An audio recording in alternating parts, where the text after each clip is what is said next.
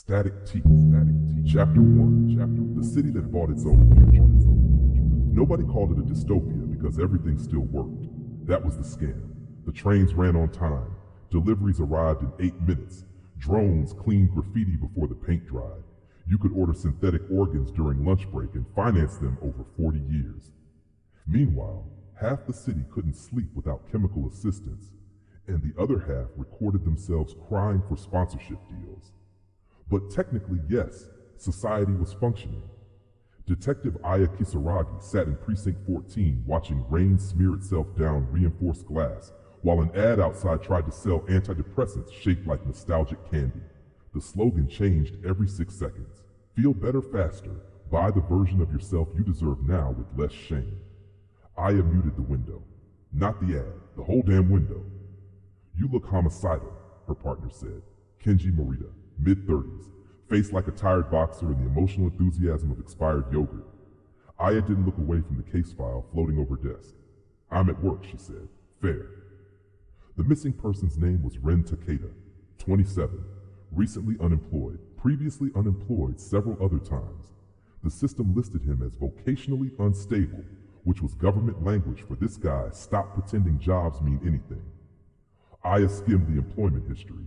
Food delivery pilot, augmented retail greeter, grief support moderator, algorithmic ethics consultant. That one made her laugh out loud. Ethics consultant? She said.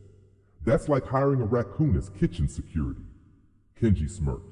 Reason for termination? Aya read it. Failure to maintain cooperative morale environment. Kenji whistled. Jesus, they fired him for having a personality. Outside the precinct window, the coast glowed blue-white beneath elevated traffic lanes and stacked apartment towers. The old harbor still existed underneath all of it somewhere, buried under luxury decks and climate shields and 30 years of rich people pretending they invented the ocean. Way off in the distance, the giant cross near the hillside cemetery still blinked red aircraft lights into the fog. Nobody knew why they kept it. Probably branding. Religion had mostly turned into merchandise by then anyway. People didn't worship God anymore. They subscribed to him monthly. Aya expanded Ren's psychological profile. Most of it was garbage generated by predictive behavior software. Likelihood of social compliance, low. Purchase engagement, declining community trust index, irregular community trust index, Aya muttered. What the fuck does that even mean? Kenji shrugged. Means he stopped smiling at customer service workers, probably. Yeah, dangerous criminal. Then she found the attached school records. That stopped her. Not because they were dramatic, because they sounded familiar. Disciplinary issues, verbal aggression, refusal to participate in motivational integration programs, frequent conflict with authority figures. One teacher note from decades earlier read, open quote, student displays inappropriate cynicism regarding social structures, close quote. Aya barked out a laugh. Inappropriate cynicism, she said. Imagine getting diagnosed with noticing things. Kenji leaned over her shoulder. What was he like? Aya kept reading silently for a second. Then sounds like every smart 15-year-old before life beats the shit out of them. Flash forward. Unverified memory fragment. A man stands behind a fried noodle kiosk near the beach road. Older now. Thin in the way people get when stress starts eating muscle. Rain taps neon into puddles around his shoes. His apron logo reads, Happy Squid Express. He looks exhausted beyond language. A customer screams at him because their protein bowl contains artificial onions instead of nostalgic onions. The man apologizes, not because he means it, because rent exists. When the customer leaves, he mutters, I should have died in school with the rest of my generation. Then laughs quietly to himself, not dramatic, just tired. Above him, a billboard shows 2 perfect synthetic lovers holding hands beneath the words, Love feels best. The man looks up at it and says, Yeah? Compared to what? Aya blinked hard. The file had glitched again. Please tell me you saw that too, Kenji said. Aya closed the screen immediately. Nope, you're lying. Obviously. They visited Ren's apartment after midnight. Old district near the coast. Tiny unit above a closed bait shop nobody bothered demolishing because rich developers still hadn't figured out how to market poverty as luxury there yet. Inside smelled like instant coffee and overheated processors. The room was covered in handwritten notes. Actual paper. That alone made Aya uneasy. People only wrote by hand when they wanted to hide thoughts from machines or from themselves. One note read, open quote, people don't believe things anymore. They just rent opinions until better ads arrive, close quote. Another, open quote, religion lost to streaming services, close quote. Kenji snorted reading that one. Aya kept searching, then stopped. On the wall near the bed was a photograph. 3 teenagers, old image quality, school uniforms. One boy flipping off the camera, another staring away from it. And between them, a dark-skinned girl with sharp eyes and an expression that looked permanently disappointed in humanity. On the back, someone had written, open quote, we thought we were smarter than the world. Turns out the world doesn't require intelligence. Close quote. Aya stared at the photo. Something about it felt wrong. Not supernatural wrong, personal wrong. Like she had just opened a door into a story nobody survived correctly. Then Kenji found the missing section in the apartment logs. 3 hours erased cleanly. No footage, no metadata. Professional work. Aya exhaled slowly. Okay, she said. Now I'm interested. Kenji looked around the apartment. You think he found something? Aya looked back at the photograph. No, she said. I think he remembered something. Chapter 2. People pay extra for authenticity. Now Aya hated rich neighborhoods near the coast, not because they were rich, because they wanted credit for pretending not to be. The towers out there were all polished concrete and fake humility, restaurants built to look industrial by people who had never touched a wrench in their lives. Every menu had words like curated and intentional, because apparently nobody in 2050 could just sell noodles anymore. Everything needed a philosophy. Even coffee had origin stories now, especially coffee. Kenji drove while Aya smoked illegally out the cracked window. You know cigarettes cause cancer, he said. You know stress causes homicide, she answered. Fair enough. They stopped near the old arts district. Most of it survived redevelopment because rich people eventually realized poor neighborhoods become profitable if you leave the graffiti intact long enough. The Hive-set gallery still sat wedged between a synth tattoo studio and a robotic pet repair clinic. Aya stared at the sign. Still open, she said. Kenji laughed. Yeah, humanity could collapse and art kids would still be charging admission. Outside the gallery, somebody had spray painted, Dork Strikes Again, big silver letters, dripping paint. Underneath it, someone else added, good. Aya smirked. Finally, she said, public discourse. Inside the gallery, the air smelled like dust, weed vapor, and expensive insecurity. People stood around pretending to understand installations made from garbage and surveillance parts. One sculpture was literally a pile of disconnected charging cables hanging from meat hooks. A plaque next to it read, open quote, untethered identities number 4, close quote. Kenji stared at it. That's trash, he said. A nearby guy wearing transparent shoes looked offended. It critiques dependency culture, the guy explained. Kenji nodded slowly. Cool, he said. Looks like shit. Aya nearly laughed. They were there because Ren Takeda had visited the gallery 3 nights before disappearing. The owner remembered him immediately. Tall guy, she said. Always looked angry in a thoughtful way. Aya blinked. What the hell does that mean? The owner shrugged, like he wanted society to apologize personally. Understandable, Kenji muttered. The owner pulled security footage. Ren walking through the gallery alone, stopping repeatedly at the same exhibit. A wall-sized projection of archived school surveillance footage from the 2020s. Kids fighting, teachers yelling, metal detectors, drug searches, corporate-sponsored mental health awareness weeks. The exhibit title was open quote, growing pains, close quote. Aya stared at the trademark symbol. Jesus Christ, she muttered. The owner sighed. People love ironic branding. No, Aya said. People love turning trauma into merchandise. In the footage, Ren suddenly stopped moving, completely still. Then he looked directly at one camera.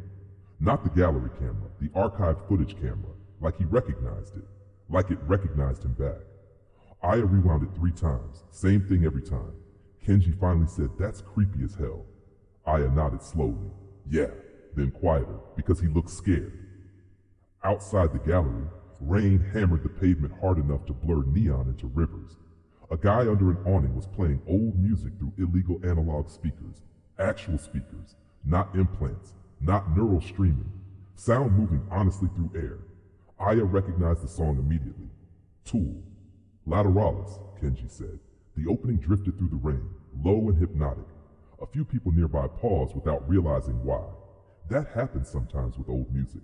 Before algorithms optimized songs into flavorless emotional wallpaper, the line carried faintly through static and traffic.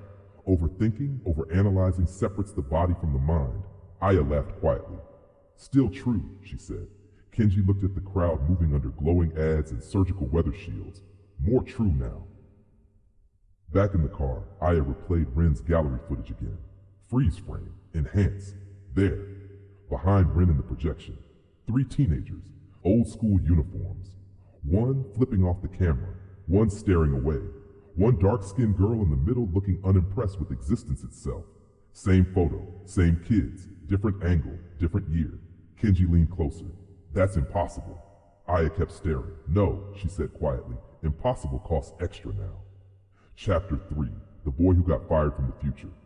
The oldest employment file they found on Ren was from when he was 15. Aya read it while eating terrible noodles from a vending counter outside the harbor transit line. The noodles tasted like warm printer parts. Why are you still eating those? Kenji asked. Because suffering builds character. That explains your personality. The school records kept getting stranger. Not conspiracy strange, human strange, which is worse. Teacher complaints described Ren as combative, socially corrosive, and obsessed with hypocrisy. One note read, open quote, student mock school sponsorship agreement with fast food defense contractor. Close quote. Aya snorted broth through her nose laughing. Oh my God. Kenji looked over. What? He asked if detention came with dipping sauce. Kenji lost it. People at nearby tables stared at them. Aya didn't care. There were also psychiatric evaluations. Those always pissed her off. Half-modern psychology had turned into pharmaceutical customer retention. One evaluation described Ren as, open quote, resistant to motivational structures and authority normalization, close quote. Aya leaned back in her chair. That means he thought adults were full of shit. Were they? Obviously. Then came the prophecy fragment again. Unauthorized file insertion. No source. No sender. Just sudden playback across her dashboard screen. Ren older now, late 30s maybe. Standing near the marina during fog season. The giant wheel near the shoreline glowing behind him through mist and ad drones. He looked wrecked. Not dramatic movie wrecked. Real wrecked.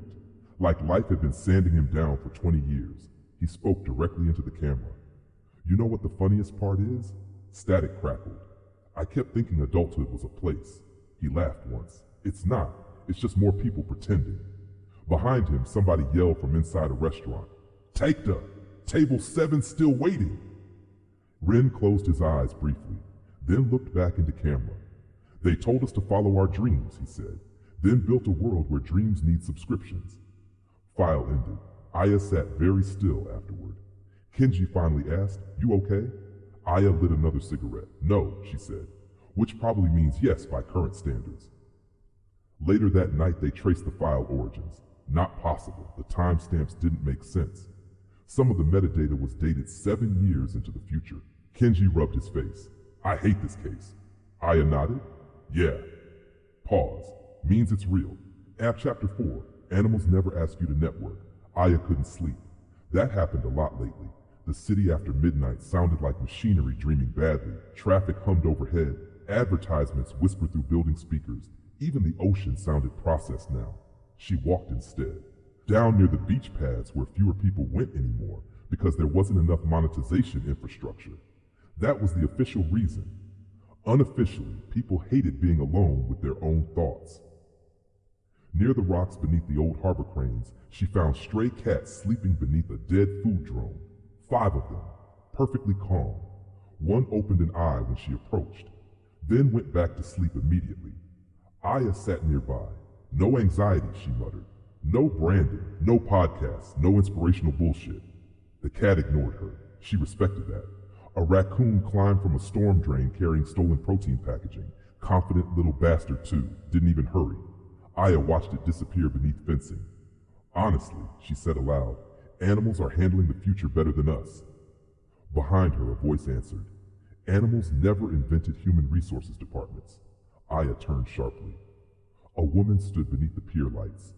Dark coat, shaved head, maybe 50, maybe younger and just exhausted. She held out an old printed photograph. Aya froze. Same three teenagers again. Ren, the other boy, the girl. You've been looking for him, the woman said. Aya stood slowly. Who are you? The woman ignored the question. Instead, she pointed toward the sleeping cats. You know why people like animals more? Aya said nothing. Because animals kill when they need to, the woman said. Humans kill because they get embarrassed. The ocean crashed hard against the pylons.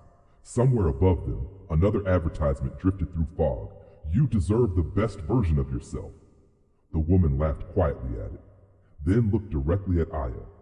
You're investigating the wrong disappearance, she said. Aya felt something cold settle into her stomach. What does that mean? The woman stepped backward toward darkness beneath the pier. It means Ren Takeda isn't the one who vanished. Then she disappeared into the fog before Aya could stop her, leaving only the photograph behind. On the back, in fading ink, someone had written, open quote, we were supposed to forget each other, that was the whole point, close quote. And underneath it, open quote, Dork strikes again, close quote.